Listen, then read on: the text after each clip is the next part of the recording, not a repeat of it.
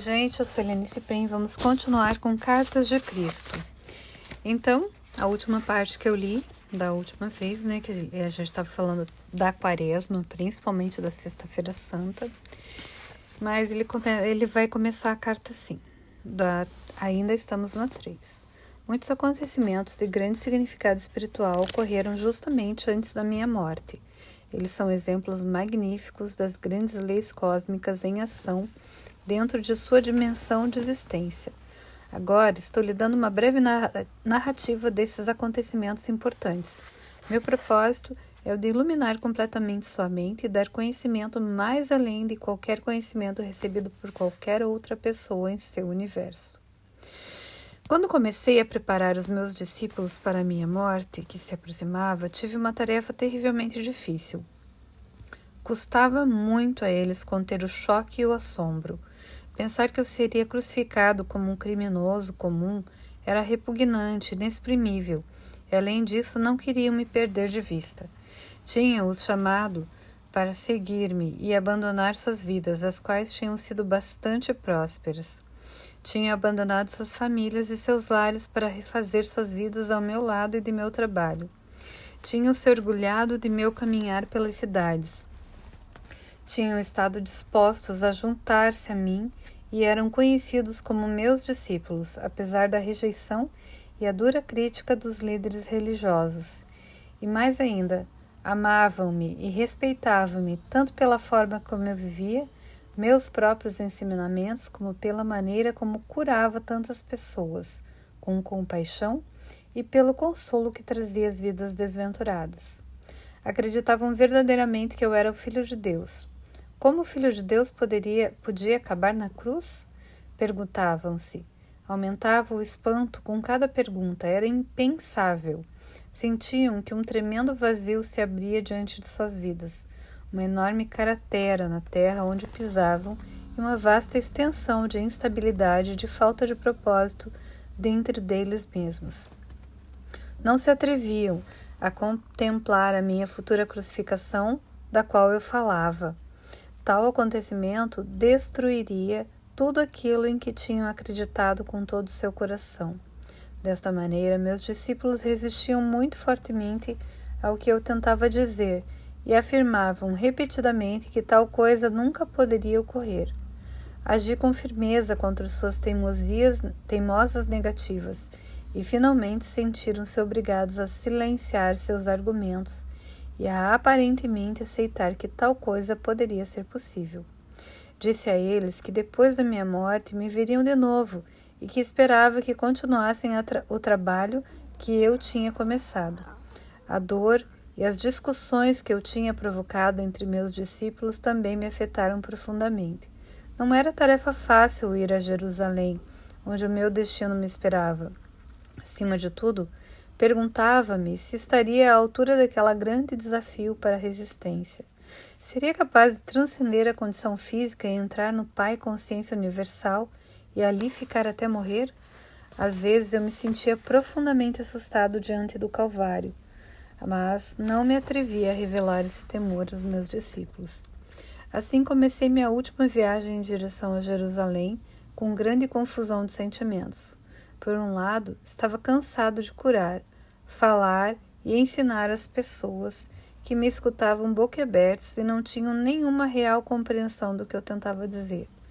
Tinha pensado que meu conhecimento tornaria as pessoas capazes de sair de sua miséria e pelo menos estabelecer contato com o Pai e obter um vislumbre do reino dos céus. Não havia nenhuma evidência de tal despertar espiritual, nem mesmo entre meus discípulos. Meu desapontamento e sentido de fracasso trouxeram-me contentamento ao pensar em abandonar a vida terrena rumo à gloriosa existência que sabia que me esperava depois da morte. Ao mesmo tempo, perguntava-me como poderia suportar a dor da crucificação. Ao longo de minha missão, meu estado mental era mais ou menos pacífico e consistente, frequentemente em júbilo, com os pensamentos focados no Pai Consciência Amorosa, autor de todo o ser, sabendo que bastava pedir e o que pedisse rapidamente seria manifestado. eu seria capaz de manter minha serenidade quando fosse apresentado diante do conselho, levado para a crucificação, pregado na cruz com meu peso pendurado pelas minhas mãos? Como estava dando lugar a dúvidas e temores, o nível normal das frequências de minha consciência estava abaixando. Eu estava descendo novamente as frequências da consciência do plano terreno. Voltei a ser vítima de minha antiga agressividade, que me incitava a atos irracionais, que eu não teria sequer considerado quando estava em meu estado interior de total harmonia com o Pai consciência amorosa.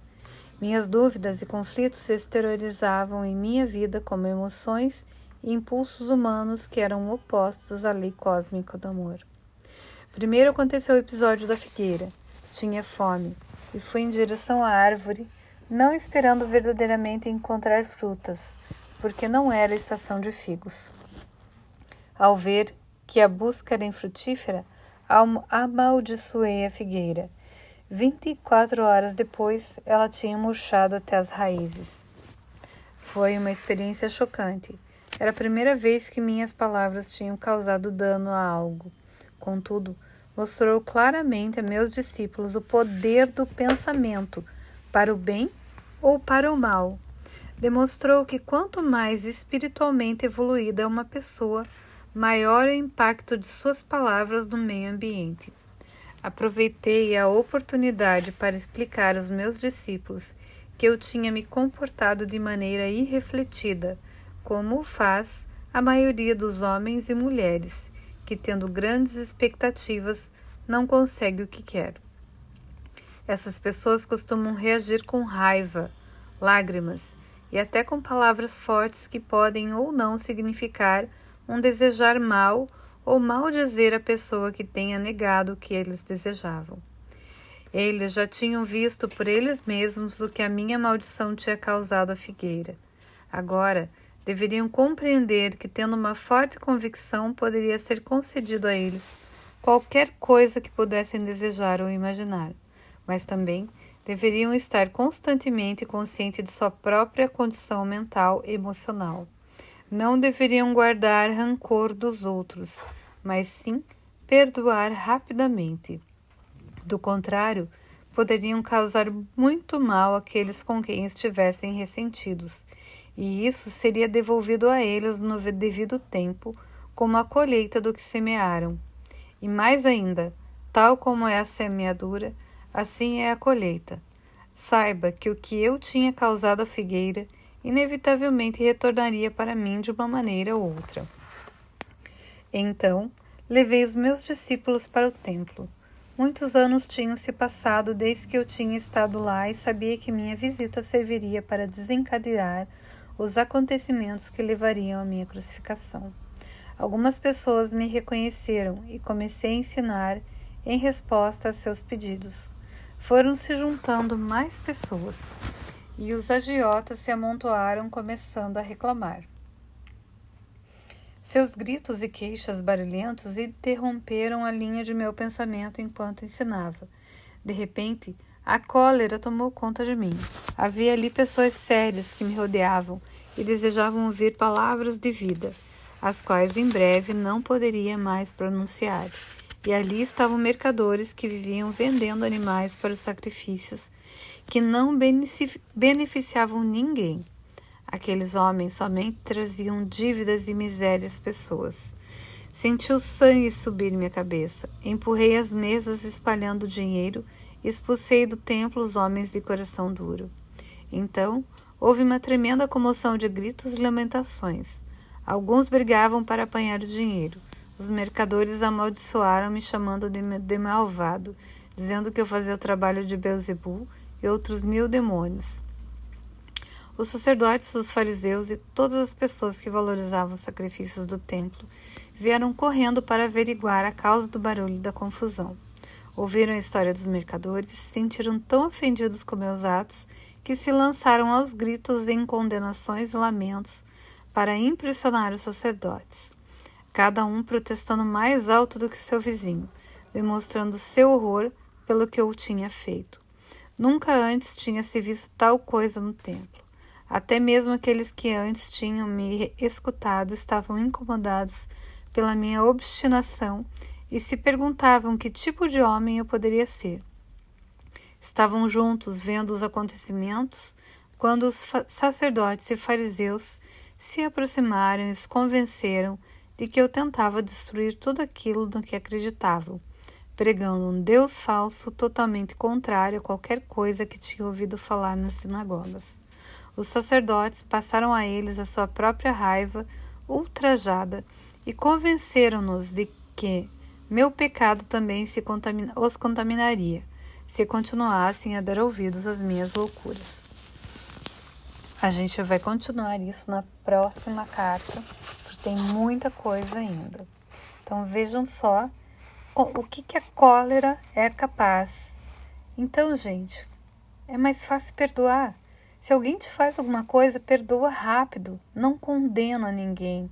Não julga, não joga praga, não seja maledicente. Ao contrário, abençoa tudo e todos que passarem na tua frente. É muito melhor. E é os ensinamentos de Jesus. É isso aí, até a próxima carta.